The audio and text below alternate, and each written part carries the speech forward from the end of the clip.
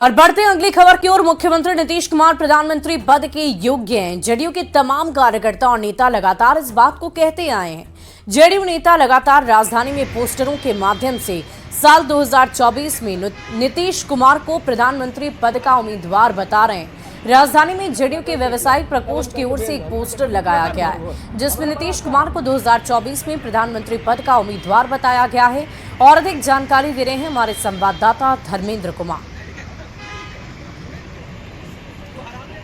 मुख्यमंत्री नीतीश कुमार प्रधानमंत्री बने और 2024 में देश का नेतृत्व करें। जेडीयू का हर कार्यकर्ता इस बात की कामना करता है और लगातार पोस्टरों के माध्यम से जेडीयू के कार्यकर्ता और जो तमाम नेता हैं वो इस बात के बारे में बताते रहे हैं।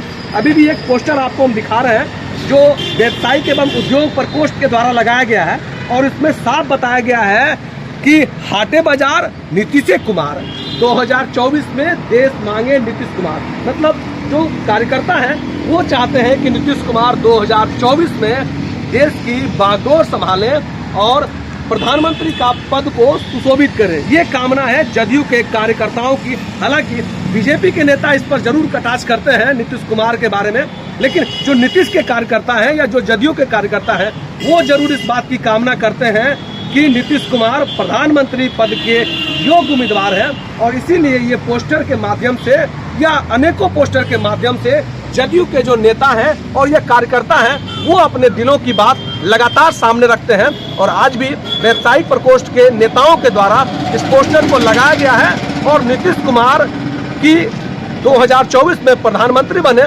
ये इस बात पोस्टर के माध्यम से दर्शाया भी गया है। न्यूज 18 के लिए पटना से धर्मेंद्र कुमार।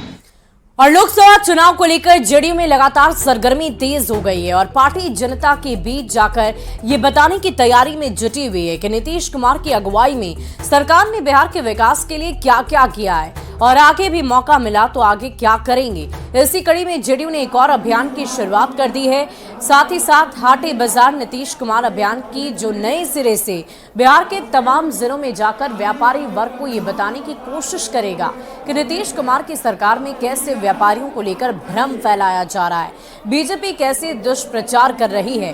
5 बिंदुओं के बीच जाकर इस अभियान के तहत बताया जाएगा। जेडीयू में इसे लेकर एक बहुत बड़ी बैठक हुई और इस अभियान से जुड़े लोगों को इस अभियान की जानकारी दी गई, जिसका जायजा लिया संवाददाता आनंद अमृतराज ने।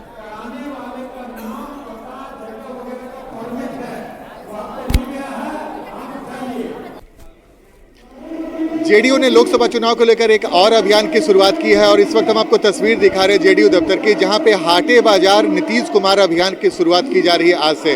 और जाहिर सी बात है बिहार के तमाम जिलों में ये अभियान चलाया जाएगा। और इस अभियान का मकसद क्या है, जेडीयू के एमएलसी हैं ललन सराफ जी हमारे साथ जो इस पूरे अभियान के करता धरता है।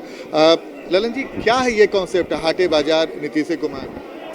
नीतीश कुमार जी के 18 साल का काम हम व्यापारियों तक पहुंचाएंगे। व्यापारियों में भ्रम की स्थिति रहती है, वैश्य समाज में कुछ तत्व उनको भ्रमित करते रहते हैं। तो नीतीश कुमार का काम बिहार में जो उन्होंने किया है, अमन चैन का माहौल दिया है और वो यहाँ बिजली सुनिश्चित किए हैं, इंफ्रास्ट्रक्चर सुनिश्चित किए हैं। ये हमें उन लोगों को समझाना है कि जब नीतीश कुमार हैं, नीतीश कुमार काम कर रहे हैं तो हमें नीतीश कुमार जी को ही वोट देना है और भ्रमित नहीं होना है। इस अभियान के दौरान किया क्या जाएगा? जो भी आपके जो कार्यकर्ता हैं जब जाएंगे जिला जिला तो करेंगे क्या? इन लोगों को 5 बातें बताई जा रही है। नीतीश कुमार जी के 18 साल का काम, संगठन की महत्ता, भाजपा का भंडाफोड़, विपक्षी एकता की धुरी बनकर जो नीतीश कुमार उभरे हैं उसकी सफलता का ये, और बिहार को क्या फ़ायदा होने वाला है इस कार्यक्रम से। इनको व्यापारियों तक पहुंचाना है, उद्यमियों तक पहुंचाना है, हर घर में यह संदेश देना है कि नीतीश कुमार जी को बिहार की 40 की 40 सीट यदि हम दे देते हैं तो केंद्र में या तो नीतीश कुमार जी के नेतृत्व की सरकार बनेगी या उनकी प्रमुख भूमिका होगी। और हर हाल में बिहार को जो हकमारी हो रही है, बिहार को जो विशेष राज्य का दर्जा नहीं मिल रहा है, वाल्मीकि नगर से किशनगंज तक जो फ्लड आता है उसके लिए यदि हाई डैम बने, हाइडल पावर प्रोजेक्ट लगे तो इन सब चीज़ों के लिए हम लोग बताएंगे कि बिजली का वहाँ 3 रुपये में गुजरात में रेट दिया जा रहा है और यहाँ 6.5 रुपये 60 रुपये हम तमाम जानकारियाँ दी। ये सारी जानकारी हम उनको देंगे कि कौन अच्छा है। ये कब से कब तक चलेगा? ये कार्यक्रम हमारा हम लोग ऑलरेडी 18 जिला में कर चुके हैं, लेकिन हम लोग ट्रेनिंग देने के लिए इन लोगों को बुलाए हैं कि अब इसको हम लोग को अंत तक पहुंचाना है, जिला से लेकर के पंचायत तक। तो ये हाटे बाजार नीतीश कुमार अभियान की शुरुआत पहले हो चुकी है, लेकिन अब इसको स्वरूप को बदल के नए सिरे से पूरे बिहार में पहुंचने की तैयारी है। और व्यावसायिक वर्ग को ये बताने की कोशिश की जा रही है कि बिहार में जो उनके बारे में भ्रम फैलाया जाता है, इस सरकार के बारे में उन भ्रम को दूर करना और बीजेपी पर कैसे हमला बोलना, ये तमाम बातें बताई जाएंगी। तो जेडीयू ने एक और अभियान की शुरुआत कर दी है। आनंद मित्राज, न्यूज 18 नेटवर्क, पटना। वहीं 19 दिसंबर को दिल्ली में INDIA की महत्वपूर्ण बैठक होने वाली है। बैठक में नीतीश कुमार की भूमिका को लेकर चर्चा काफी तेज हो गई है। जेडीयू आरजेडी के अलावा अब समाजवादी पार्टी के नेता भी मानते हैं कि नीतीश कुमार में वे सभी गुण मौजूद हैं जो INDIA को लीड करने वाली नेता में होने चाहिए। समाजवादी पार्टी के विधायक और पूर्व मंत्री अचल राजभर से बातचीत की हमारे संवाददाता आनंद अमृतराज ने। काबिलियत है, क्योंकि बिहार के कई बार सीएम रह चुके, आज वर्तमान में भी सीएम है। तो आपको लगता है कि इतनी काबिलियत है कि वो बागडोर संभाल सकते हैं 2024 के इंडिया गठबंधन का? हाँ, बिल्कुल संभाल सकते हैं। मैंने पहले बताया ना, जो हमारे राष्ट्रीय अध्यक्ष हैं वो लोग फैसला लेंगे और फैसला जो है सकारात्मक होगा, अच्छा होगा, देश के हित में होगा, प्रदेशों के हित में होगा। राहुल गांधी के बारे में भी कांग्रेस के नेता चर्चा करते हैं कि 2024 में वो भी लीड कर सकते हैं। राहुल गांधी को लेकर आपकी राय क्या है? देखिए, ऐसा है, अब कांग्रेस के भीतर क्या है, अब कांग्रेस वाले जाने। और ये बड़ी जानकारी आपको दे रहे हैं, बिहार समेत देश के अन्य राज्यों में कर्ज का बोझ 35% तक बढ़ने की आशंका आरबीआई ने जता दी। और इधर इसके बाद एक तरफ जहां आरजेडी, जेडीयू और कांग्रेस के लोग केंद्र सरकार पर बिहार का अंशदान सही समय पर नहीं देने और केंद्रीय योजनाओं में लगातार बढ़ोतरी करने की बात कह रहे हैं, वहीं दूसरी तरफ बीजेपी विपक्षी दलों के इस आरोप को बेबुनियाद बता रही है। बीजेपी का यही कहना है कि बिहार सरकार अपनी गलत नीतियों के चलते कर्ज की बोझ के तले लगातार दबती ही जा रही है। जो FRMC एक्ट है उसके तहत ही हम लोन लेते हैं।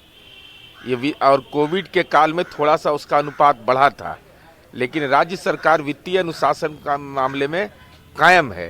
रिजर्व बैंक ऑफ इंडिया तय करती है तो भारत सरकार तय कर रही है। तो आप तो ये तय करिएगा ना कि प्रधानमंत्री सड़क योजना नाम रहेगा और राज्य सरकार पैसा देगी उसमें, तो फिर प्रधानमंत्री का नाम क्यों रहेगा? तो आप मुख्यमंत्री सड़क योजना है तो पंचायत का पैसा उसमें लगेगा। बिहार बार बार केंद्र सरकार को कह भी रही है कि बिहार को विशेष सहायता की आवश्यकता है, और जीएसडीपी का दर जिस तरह से बढ़ा है, लगभग 35% के कगार पर पहुंचा, ऐसे 12 राज्य हैं देश के अंदर में, तो वित्तीय बोझ राज्यों पर बढ़ रहा है। तो राज्य सरकार को मदद करने के लिए तो भारत सरकार को आगे आनी चाहिए। भारतीय जनता पार्टी उन राज्यों को मदद नहीं करना चाहती है जो राज्य खास करके भाजपा शासित राज्य नहीं है। तो भाई विपक्ष की जो पार्टियां जिन राज्यों में सरकार में है, तो ये बात मानना चाहिए, तो राष्ट्र सबों का है, देश सबों का है। बिहार पर बढ़ता कर्ज का बोझ का एकमात्र कारण है वह है केंद्र का सौतेलापन व्यवहार। जीएसटी के किस्तों का जब बंटवारा होता है तो उनके प्रिय शासित राज्यों को, यानी भाजपा शासित राज्यों को ज्यादा से ज्यादा पैसा मिलता है, जैसे उत्तर प्रदेश को मिलता है, जैसे उनके हरियाणा को मिलता है, लेकिन बिहार को मात्र 91 करोड़ मिला, जिसको हम सब जानते हैं। बिहार में योजनाओं को समुचित रूप से चलाने के लिए, बिहार की जनता के कल्याण के लिए कर्ज तो लेना ही पड़ेगा, और कर्ज का बोझ बढ़ेगा ही बढ़ेगा। केंद्र सरकार को चाहिए कि कम से कम इसमें सौतेलापन व्यवहार ना करे। बिहार की कुल सालाना आय अपने संसाधनों से 30,000 करोड़ रुपए भी नहीं है। 15% भी बिहार अपने आय से नहीं कंट्रीब्यूट करता है, और बिहार के मुख्यमंत्री और बिहार की सरकार इस आय को बढ़ाने के लिए कुछ नहीं करते हैं, क्योंकि बिहार को उन्होंने अपने पद की लालसा में जंगल राज की आग में ढकेल दिया है, और जहां जंगल राज होता है वहां न कोई उद्योग आता है और न ही कोई उद्योगपति। और